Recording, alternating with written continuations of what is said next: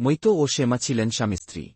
তাদের দুই যমজ পুত্র ছিল, সোনু ও মনু। যদিও তারা যমজ, কিন্তু তাদের চেহারা, স্বভাব ও চিন্তাভাবনায় ছিল আকাশপাতাল পার্থক্য। সোনু ছিল সময়নিষ্ঠ, দায়িত্ববান ও অধ্যয়নপ্রিয়। অন্যদিকে মনু ছিল অগোছালো, অলস ও খেলার পাগল।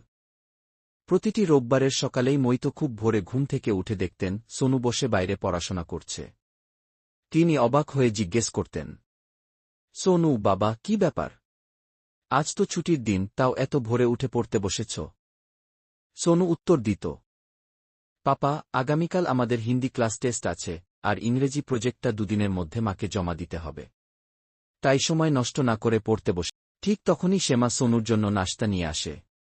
তিনি হাসিমুখে বলেন, দেখো, আমাদের একটি ছেলে সোনু, যে সকালে উঠে স্নান করে পড়তে বসেছে, আর অন্যজন মনু, যে সকালবেলা উঠে খেলতে চলে গেছে। এই কথা বলার কিছুক্ষণ পরেই মনু ঘামে ভিজে বাড়ি ফিরে আসে ব্যাট হাতে, আর মাকে বলে, মা, তাড়াতাড়ি নাশতা দাও। ব্যাডমিন্টন খেলতে খেলতে খুব খিদে পেয়েছে। শ্যামা কড়া স্বরে বলেন, তুই পুরো ঘামে ভিজে আছিস। আগে স্নান কর, তারপর নাশতা পাবি। মনু বিরক্ত হয়ে বলে, এই একটা ছুটির দিন পাই, তাও তোমরা শান্তিতে থাকতে দাও না। সারাদিন তো সময় আছে পড়ার জন্য।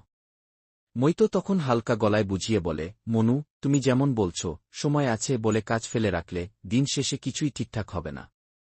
দেখো, সোনু আগেভাগে প্রস্তুতি নিচ্ছে যাতে কোনো ঝামেলা না হয়। সময়মতো কাজ না করলে পরে কষ্ট পেতেই হয়। সময়ের সঠিক ব্যবহার করলে তবেই জীবনে এগিয়ে যাওয়া যায়। এই কথা বলে মৈতো বাইরে জরুরি কাজে চলে যান।